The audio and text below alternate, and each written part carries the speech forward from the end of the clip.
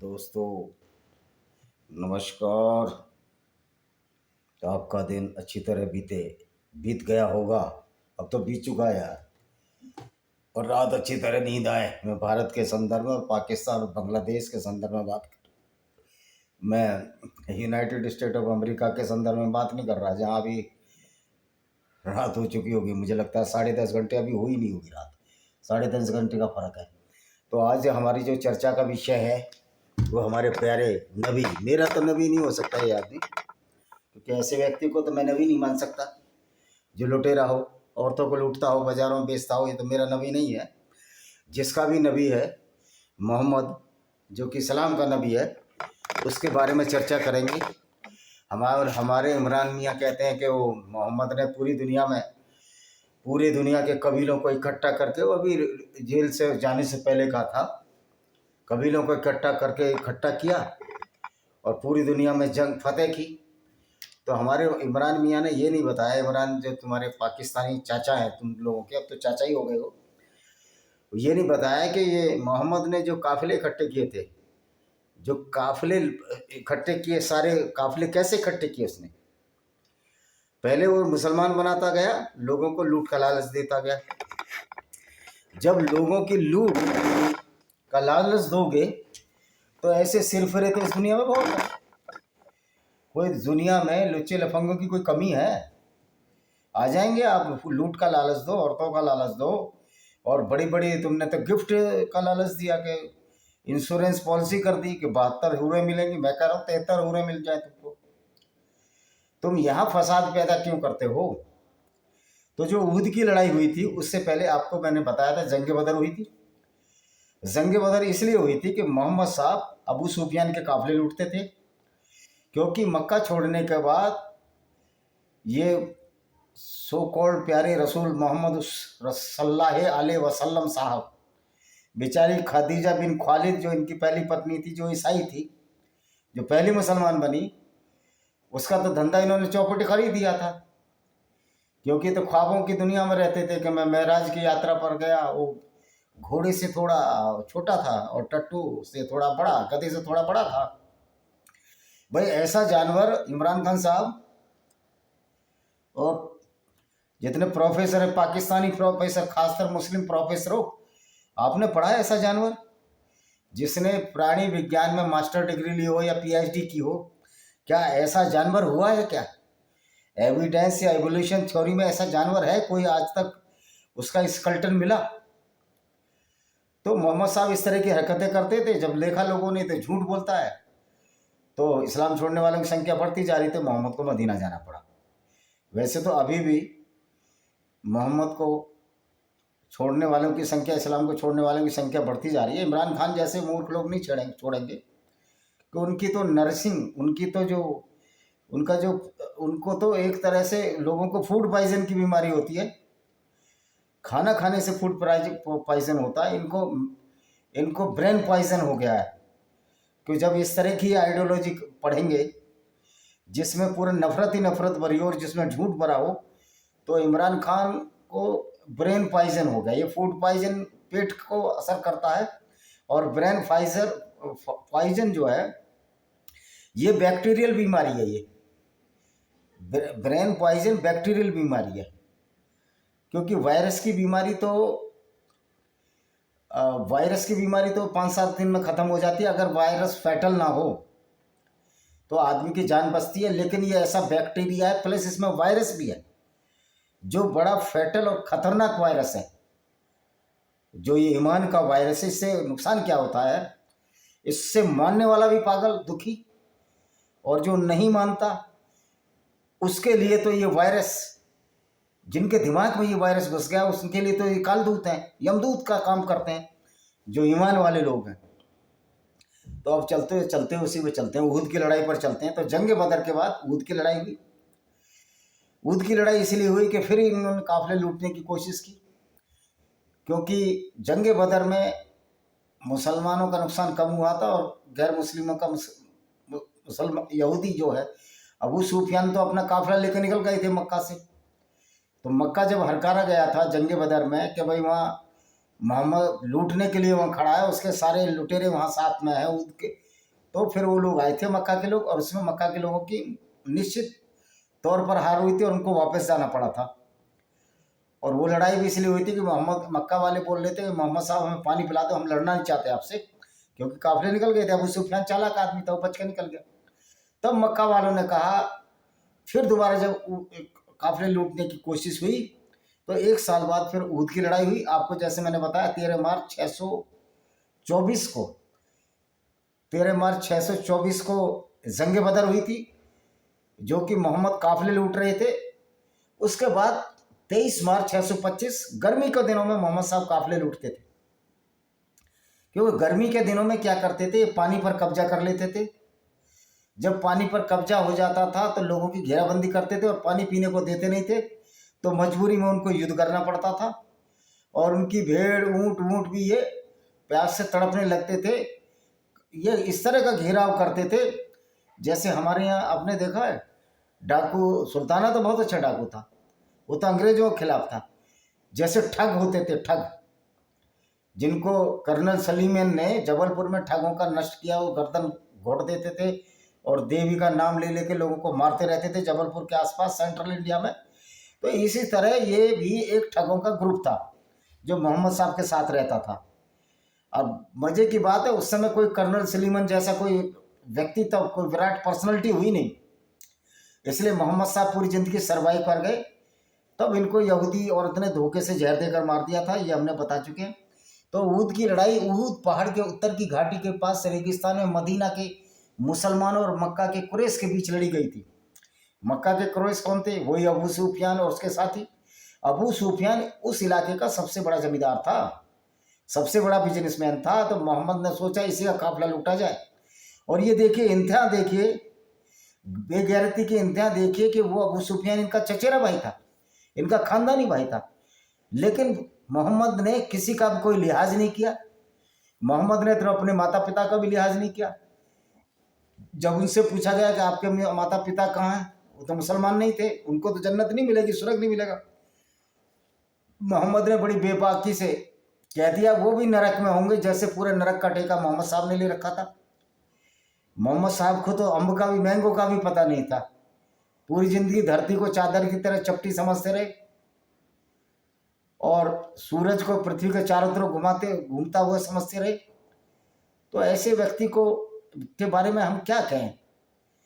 वो कुछ भी समझे, अज्ञानता के भंवर सागर में डूबे, हमें कोई दिक्कत नहीं है। लेकिन जब वो ऐसी आए थे और ऐसी आइडियोलॉजी दे जाए जिसमें दूसरों को कत्ल करने की बात है, तो निश्चित तौर पर उसका विरोध करना भी चाहिए। और जिंदा कौमें इस तरह की आइडियोलॉजी और विचारधारा का जो विरोध नहीं करती, उनको इतिहास भी माफ नहीं करता। तो पहले 24 जंग बदर का तो हमने बता दिया था आपको। तो देखिए, विरोधी अधिक संख्या में होने के बावजूद मुसलमान शुरू में सफल रहे और मक्का के सैनिकों को पीछे हटने के लिए मजबूर होना पड़ा। उहद की लड़ाई की बात कर रहा हूँ मैं। उहद पहाड़ी के बीच में हुई थी, मुसलमान पहाड़ी पर चढ़कर ये युद्ध कर रहे थे। मुस्लिम सेना की ओर से एक गलत कदम, जब जीत करीब थी, एक गलती ने लड़ाई का रुख मोड़ दिया। पैगंबर मोहम्मद ने परिणाम की परवाह किए बिना मुस्लिम जो तीरंदाज थे तो तीर बरसा रहे थे। पहली लड़ाई भी इन्होंने तीर से जीती थी, आपको पता। फरिश्ते वरिश्ते करे, हम तो 3000 फरिश्ते भी थे। तो इस लड़ाई में देखते हैं क्या अंत होता। और फिर फरिश्ते कहाँ मर गए थे, सो गए थे, ये मॉर्फिन खा लिया था, या स्मैक और हेरोइन का कर रहे थे, या अल्लाह मदमस्त होकर सो रहा था कि हमारे पैगंबर को तो हमने पूरा इंतजाम कर दिया लूटपाट का, औरतों का, आप तो मदमस्त होकर सो। खुमारी आ रही थी अल्लाह साहब को, तो फरिश्ते नहीं भेजे उसने। तो क्या हुआ, उनके पद छोड़ने के बाद मक्का सेना के कमांडरों से खालिद बिन वलीद को जो मुसलमानों पर हमला करने का मौका मिला, जिसके फलस्वरूप मुसलमानों में अराजकता फैल गई। इस दौरान कई मुसलमान मारे गए, पैगंबर मोहम्मद खुद घायल हो गए। और घायल हो गए और ये नहीं बताया कि हुआ क्या है। देखो ये जो इतने बदमाश हैं, ये उलमा, मोहम्मद का दांत टूट गया ये नहीं बताया। ये इनकी हदीसों में मोहम्मद के सामने के 2 दांत तोड़ दिए, एक मुक्का मारा किसी ने, कुरैश ने, और मोहम्मद का दांत टूट गया। तो अब देखो, 1 वर्ष के भीतर अबू सुफियान की कमान मदीना की ओर से कूच गया। अबू सुफियान वही जिसके काफिले लूटा करते थे। 3000 ऊँट और 200 घोड़े थे। अबू सुफियान की पत्नी हिंद बिन उतबा और मक्का से 15 महिला भी युद्ध के मैदान में पहुंची। कुरैश नेताओं का मानना था कि महिलाओं के साथ होने से उन्हें अपने सम्मान की रक्षा के लिए मौत से लड़ने के लिए प्रोत्साहित किया जाएगा। सीधे मदीना पर हमला करने के बजाय उन्होंने शहर के पास अकीक घाटी को पार किया और उहद के पास ऐनैन में थोड़ा दाहिनी ओर डेरा डाला। हिंद बिन उतवा ने मोहम्मद की मां की कब्र को नष्ट करना का प्रस्ताव रखा, लेकिन नेताओं ने सोचकर इस प्रस्ताव पर सहमति नहीं जताई। इसके परिणाम गंभीर हो सकते हैं। तो भाई ये इनकी माँ की कब्र कहाँ थी हमें देखना पड़ेगा। मुझे लगता है मक्का में थी तो लड़ाई तो मदीना में हो रही थी, तो फिर कब्र उखाड़ने की बात कैसे करती? तो समझने की बात है। देखिए क्या हुआ युद्ध में, क्या हुआ। मुस्लिम सेना छोड़ो, मक्का की सेना भी छोड़ो, हमने बता दिया कि इतने थे। देखिए झड़प के बाद दोनों सेना के बीच लड़ाई सही हुई। मक्का का झंडा ले जाने की जिम्मेदारी, देखो सबसे पहले जुबैर इब्न अव्वाम ने काल पर ध्यान दिया, आगे बढ़कर तलहा को मार डाला। तलहा कौन था? अबू सुफियान का। अब बाद में क्या हो, झड़प के बाद दोनों सेना की मुख्य लड़ाई शुरू हो गई। लड़ाई में आई कुरैशी औरतें, जो यहूदी औरतें थी, वो डपली बजाकर सैनिकों का हौसला बढ़ा रही थी। क्योंकि देखिए कितनी बहादुर थी वो औरत, हिंद बिन उतवा। ये जानते हो कि मोहम्मद लड़ाई में औरतों को लूट लेते हैं, उनको बाजार बेचते हैं, उनको रखेल बनाकर बाजारों बेच देते हैं, फिर वो लड़ने आई। क्योंकि यह तंग आ चुके थे। मोहम्मद की जो निर्दयता थी, जो क्रूरता थी, जो लूटमार की पॉलिसी थी, तंग आ चुके थे। मोहम्मद जैसा कोई पड़ोसी आपके बगल में बस जाए, आपको बर्दाश्त नहीं होगा, क्योंकि वो कहेगा नहीं तुम हमारी तरफ चलो। कि मोहम्मद यही तो कहता था कि तुम तो ईमान में लाओ, धरती चपटी पर ईमान लाओ, धरती स्थिर पर ईमान लाओ, सूर्य को उसको चारों तरफ घुमाओ। ये सबसे नहीं होता, सारे मूर्ख नहीं बनते। मोहम्मद के समय में जो मूर्ख थे वो मोहम्मद के साथ थे, और अक्लमंद थे वो मोहम्मद के खिलाफ लड़ रहे थे। तो अब देखिए अब क्या हुआ। क्या हुआ जी, देखो मक्का सेना का मनोबल गिर गया, क्योंकि मुसलमान मक्का सैनिकों के रैकों को तोड़ने में सक्षम थे। खालिद बिन वलीद के नेतृत्व में मक्का घुड़सवार सेना ने 3 बार मुस्लिम सेना के हिस्से पर हमला करने की कोशिश की, लेकिन जब्बल रमत में 3 तीरंदाजों के हमले के कारण आगे बढ़ने पर, जो पहाड़ी पर इन्होंने तीरंदाज थे, तभी क्या हुआ, तीरंदाज ने, जो तीरंदाज थे मोहम्मद के आदेशों की अवहेलना की और पहाड़ी से नीचे उतरकर मुख्य सेना में शामिल हो गई। नतीजन बाई ओर की रक्षापंक्ति कमजोर हो गई। फिर खालिद बिन वलीद के नेतृत्व में घुड़सवार सेना ने इस अवसर को लिया और तीरंदाजों पर हमला किया, और उसके बाद जिन्होंने आदेश के अनुसार अपनी स्थिति नहीं छोड़ी, लेकिन संख्या की कमी कारण खालिद की घुड़सवार सेना का विरोध करने में असमर्थ थे। तीरों की बारिश में कुरैश भी मारे गए, लेकिन मुसलमान ज्यादा मरे। इस अराजकता में कई मुसलमान मारे गए। भाई अराजकता तो मोहम्मद ने फैला ही रखी है। मोहम्मद की अराजकता की वजह से, पैगंबर की गलत पॉलिसियों की वजह से तो आज बहुत सारे गैर मुस्लिम मारे जा रहे हैं। तो मुझे तो अच्छा लगता है कि जब मोहम्मद का दांत टूटा तो ढंग से मुक्का नहीं मारा गया। अगर ये वहीं उसका काम तमाम हो जाता 625 में, तो भी ना ये मक्का फतेह कर पाता। 630 ने मक्का फतेह की, ना वो 360 मूर्तियां तोड़ती जो मोहम्मद ने तोड़ी। तो अबू सुफियान में थोड़ी कमी रह गई, खालिद बिन वलीद में थोड़ी कमी रह गई, और तगड़े से आक्रमण करना था। 2 दांत नहीं तोड़ने थे, ब्रेन आउट कर देना था, जिससे कि ये आगे के इस तरह की आयतें न लाता। मोहम्मद ने डर की वजह से मोहम्मद ने पहाड़ की चोटी पर शरण ली। मक्का सेना पहाड़ की ओर बढ़ी, लेकिन उमर इब्न अल खत्ताब और मुसलमानों के एक समूह के प्रतिरोध के कारण आगे बढ़ने में असमर्थ हुई। नतीजन लड़ाई बंद हो गई। हिंद और उसके साथियों ने तब मुसलमानों के शरीर के टुकड़े टुकड़े कर दिए, लाशों के कान और नाक काट लिए। अब इसकी हदीसें देखते हैं, कुछ हदीसें हैं इसके बारे में।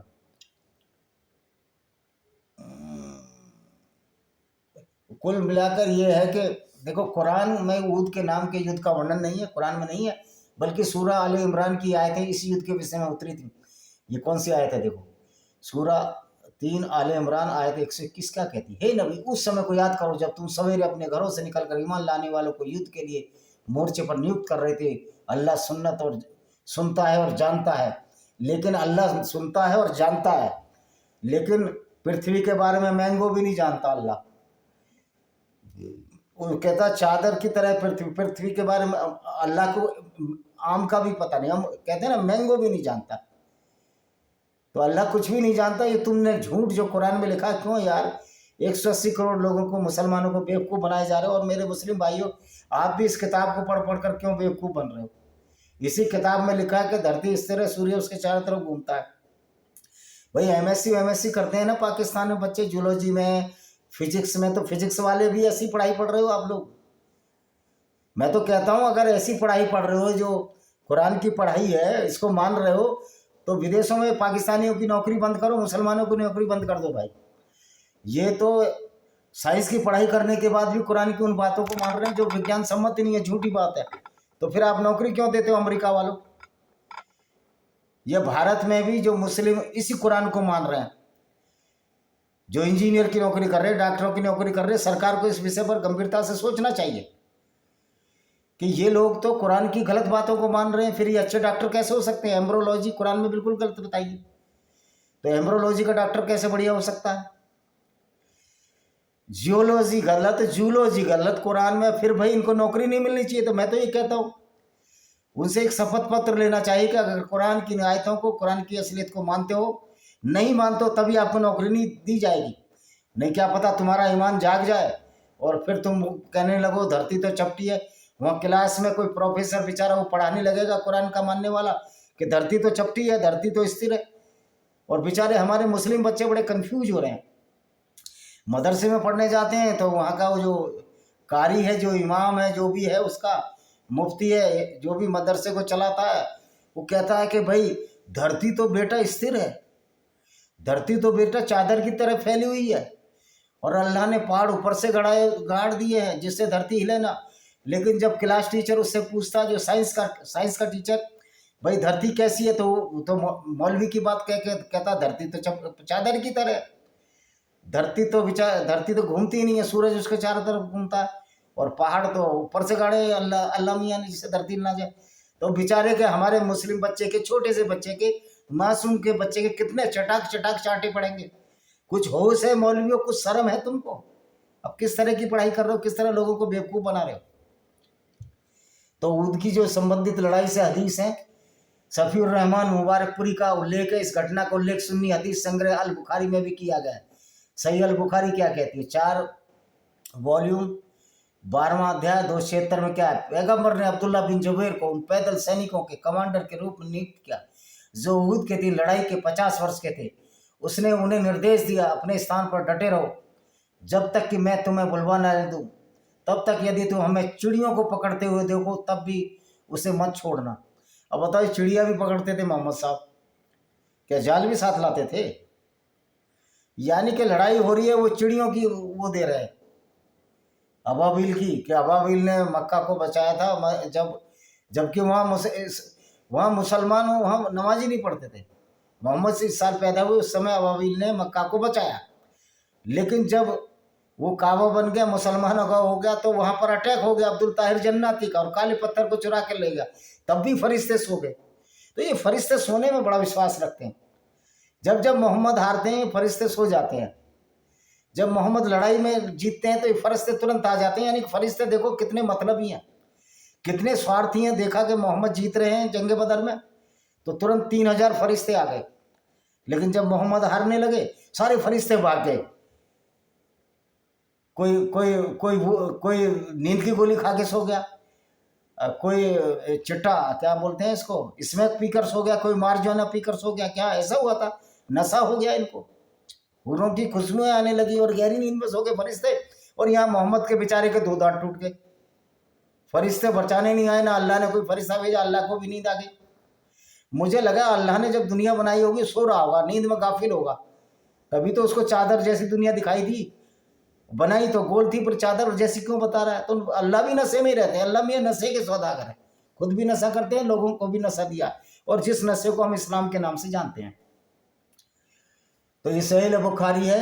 जुबैर के साथियों ने कहा, लूट है लोगों, लूट, आपके साथी विजय हो गए। अल्लाह की कसम, मैंने देखा कि औरतें अपने कपड़े उठाकर भाग रही जब ये हार रहे थे कुरैश।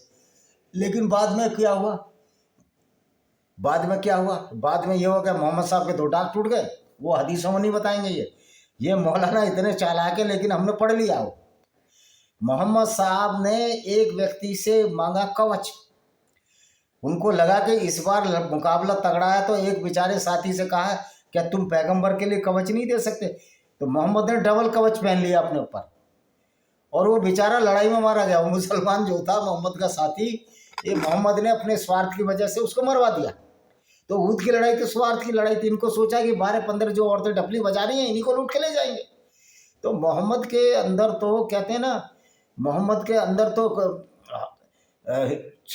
मोहम्मद के अंदर तो कुलाचे मार रही थी।